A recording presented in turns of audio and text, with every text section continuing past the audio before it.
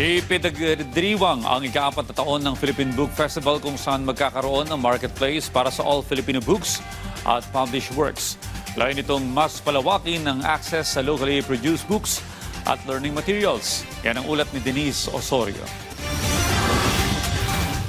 Sa patuloy na pag-angat ng interes ng publiko sa Filipino stories, mas papatibayin pa ang suporta sa mga lokal na publishers at authors sa ika-4 na taon ng Philippine Book Festival 2026 bilang tanging marketplace na eksklusibo para sa mga all-Filipino books at published works. Layo ng National Book Development Board o NBDB na magsilbing third place o shared space ang gaganaping 4 na araw na festival para sa mga lokal na publishers, writers, illustrators, readers, educators, at iba pang stakeholders ng industriya. Ayon kay NBDB, kailangang i-celebrate ang sarili nating libro lalo na para sa mga bata ngayon na puro cellphone at computer na lang ang hawak. Diba we have this colonial chip?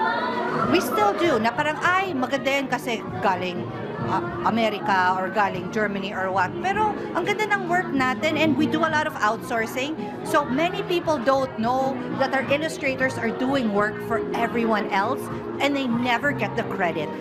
Layunin rin ng NBDB na mas palawakin ang access sa locally produced books at learning materials at mas mapatatag ang partisipasyon ng exhibitors at mambabasa kung kaya't bubuksan na rin ang unang araw ng festival para sa general public kasabay ng pagdalo ng Department of Education. Ayon naman sa kinikilalang godfather of Philippine book publishing na si Attorney Dominador Buhain. I believe that PBF is a big help in confronting a tragedy that has long plagued our students, the absence of books, particularly textbooks. Dagdag pa ni Buhain.